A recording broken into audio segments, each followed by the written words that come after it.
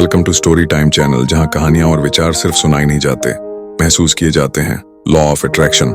क्या आपने कभी ऐसा महसूस किया है कि जो आप बार बार सोचते हैं वही चीजें आपके जीवन में होने लगती हैं? जैसे अगर आप बार बार डरते हैं कि कुछ बुरा होगा तो वही होता है, और अगर आप पूरे विश्वास के साथ कुछ अच्छा सोचते हैं तो उसकी संभावना बढ़ जाती है। यह कोई संयोग नहीं है, यह है आकर्षण का नियम, द लॉ ऑफ अट्रैक्शन। यह नियम कहता है कि आप जो सोचते हैं वही अपनी ओर आकर्षित करते हैं। यह कोई जादू नहीं बल्कि ऊर्जा, ध्यान और विश्वास का खेल है। इस पुस्तक में हम इस नियम को केवल आत्मा और ब्रह्मांड की बातों में नहीं बल्कि एक यथार्थवादी दैनिक जीवन से जुड़े अंदाज में समझेंगे। अध्याय 1, विचार ही आपका भाग्य है। हम वही बनते हैं जो हम भीतर से सोचते हैं। सोच जैसे ब्रह्मांड को भेजा गया एक आदेश है जो लौटकर जरूर आता है। शुभम एक छोटे से कस्बे का लड़का था जिसे जिंदगी ने कभी ज्यादा मौके नहीं दिए। उसके पिता किराने की दुकान चलाते थे और घर में हालात अक्सर तंग रहते थे, पर शुभम के भीतर एक आग थी, कुछ कर दिखाने की, कुछ बड़ा सोचने की। पर जब भी वह कुछ नया सोचता आवाजें आती, तेरे बस का नहीं, पहले भी क्या कर लिया, हवा में मत उड़।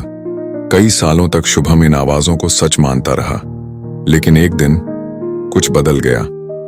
वो अकेले छत पर बैठा था, आसमान बिल्कुल साफ था और चांद की रोशनी में उसने एक सवाल खुद से पूछा, क्या मेरे अंदर की सोच ही मेरी दुनिया बनाती है? उसी रात शुभम ने एक वादा किया, हर सुबह मैं खुद को वैसा देखूंगा जैसा मैं बनना चाहता हूं, चाहे दुनिया माने या ना माने, मैं मानूंगा। अगली सुबह उसने आंखें बंद की और पहली बार खुद को एक आत्मविश्वासी, सफल, खुश इंसान की कल्पना में देखा। वो अनुभव इतना गहरा था कि उसकी रूह कांप उठी। उस दिन से शुभम ने खुद से बात करना शुरू किया। हर दिन वो 10 मिनट खुद को वैसा महसूस कराता जैसा वो बनना चाहता था। धीरे धीरे उसकी चाल बदल गई, लोगों से बात करने का अंदाज बदल गया। उसके विचार उसकी ऊर्जा बन गए और ऊर्जा ने उसकी दिशा बदल दी। सोच अब सिर्फ दिमाग में नहीं थी, वो अब उसकी वास्तविकता का नक्शा बन गई थी। अध्याय 2, भावनाओं की तरंगे। आप जो महसूस करते हैं वही लौटता है। भावनाएं सिर्फ दिल की चीज नहीं होती, ये ब्रह्मांड तक पहुंचने वाले सबसे तेज सिग्नल होती हैं। हर सुबह शुभम अपने कमरे में खिड़की खोलकर बैठता था। वह केवल आंखें बंद नहीं करता था, वह अपनी दुनिया खोलता था। लेकिन अब सिर्फ सोचने से कुछ नहीं हो रहा था। एक दिन वह ठिठक गया, मैं रोज सोचता हूं कि मैं सफल हूं, लेकिन क्या मैं भीतर से वैसा महसूस करता हूं? उसने पाया, सोच और भावना के बीच की दूरी ही उसकी असली रुकावट थी। वह केवल शब्दों को दोहराता था लेकिन उन्हें जी नहीं रहा था। उस दिन से शुभम ने प्रयोग शुरू किया, केवल सोचने का नहीं, महसूस करने का। वह आंखें बंद करके न सिर्फ सफलता की कल्पना करता बल्कि उसके साथ उठने वाले रोमांच, संतोष और खुशी को भीतर उतारता। जब वह कल्पना करता कि उसके पास पैसे हैं तो वह उस एहसास को जीता जैसे वह सच में उन नोटों को छू रहा हो। जब वह सोचता कि वह स्टेज पर बोल रहा है तो उसे दर्शकों की तालियां सुनाई देती, नहीं कानों से, नहीं आत्मा से। धीरे धीरे उसकी दुनिया बदलने लगी। एक अजीब संयोग से उसे एक प्रतियोगिता के लिए कॉल आया जिसमें वह चयनित हुआ। वहां से उसके लिए दरवाजे खुलने लगे। लोग कहते, तेरे साथ तो चमत्कार हो रहा है। पर शुभम जानता था ये चमत्कार नहीं, भावनाओं की तरंगें थीं जो उसने ब्रह्मांड तक भेजी थीं। जब आप भीतर से कुछ सच्चे दिल से महसूस करते हैं, ब्रह्मांड उसे नजरअंदाज नहीं कर सकता। वो आपके भीतर की ऊर्जा को पहचानता है और वही लौटाकर देता है। यही है असली आकर्षण का रहस्य। सोचो नहीं, महसूस करो जैसे वो पहले से सच हो चुका है।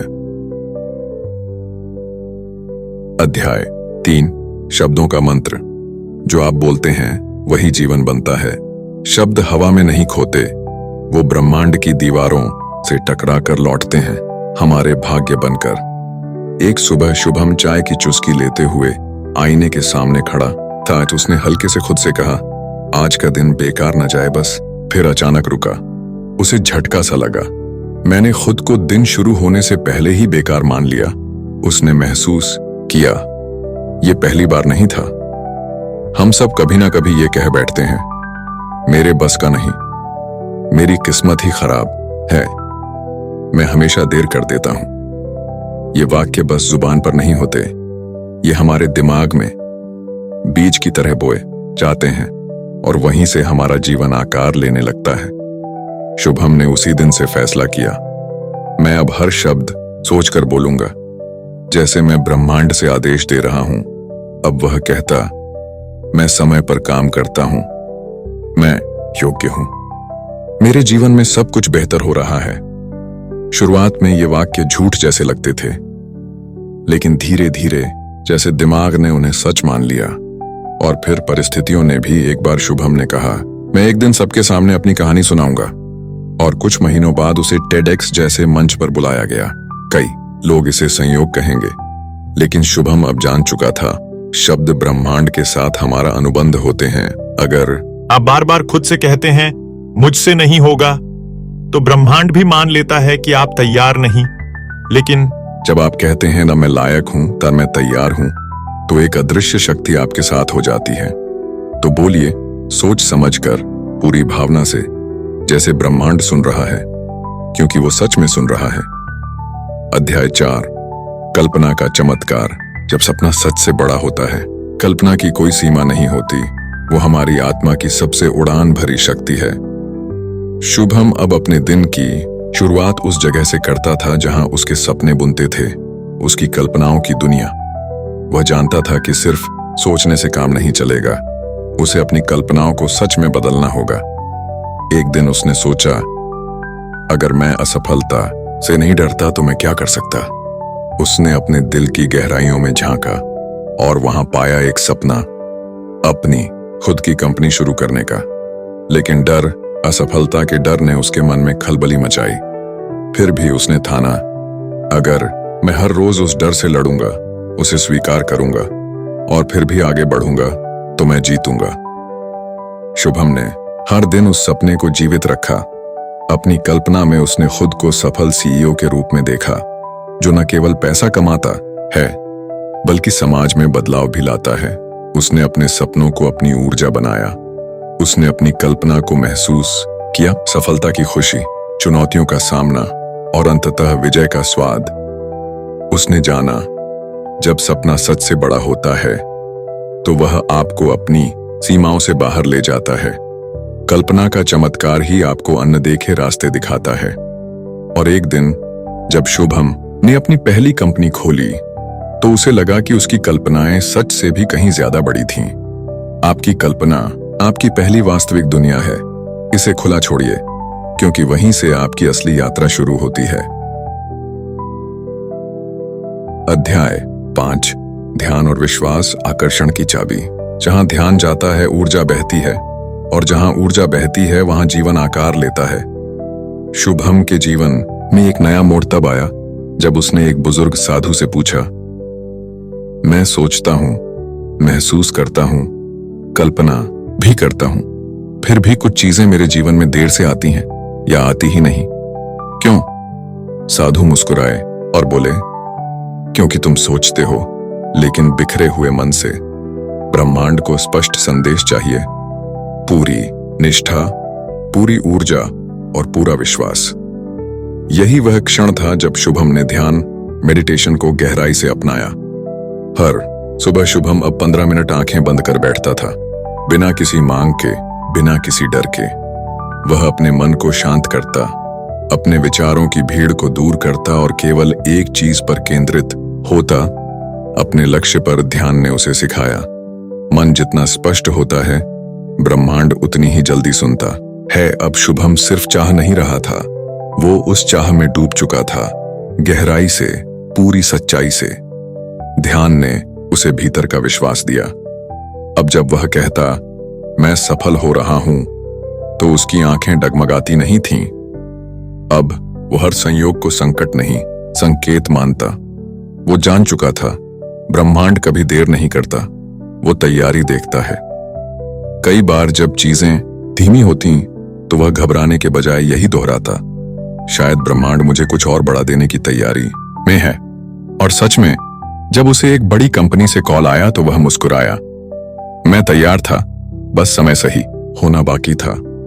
ध्यान आपको केंद्र में लाता है, विश्वास आपको ब्रह्मांड के प्रवाह में बहने देता है। जब ये दोनों एक हो जाते हैं, आप वही नहीं मांगते जो आप चाहते हैं, आप वही बन जाते हैं।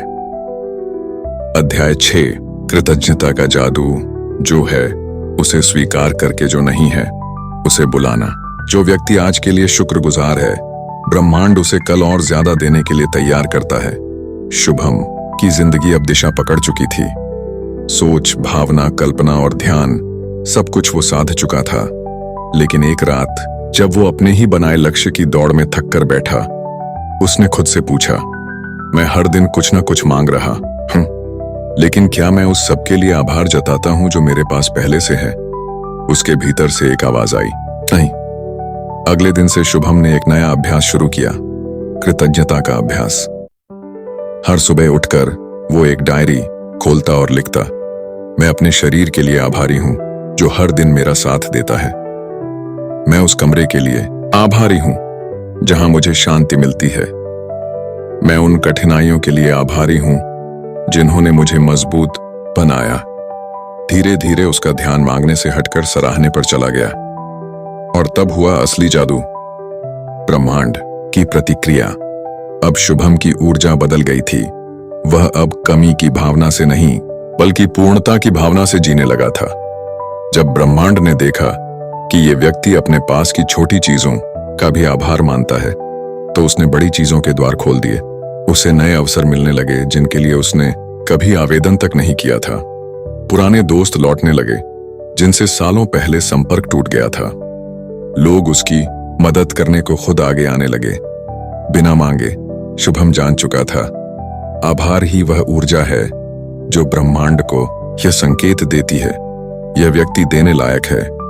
आभार मांग से कहीं बड़ा होता है। यह ब्रह्मांड के साथ आपका ताकतवर रिश्ता बनाता है। जब आप कहते हैं शुक्रिया, ब्रह्मांड कहता है अब मैं तुम्हें और दूंगा।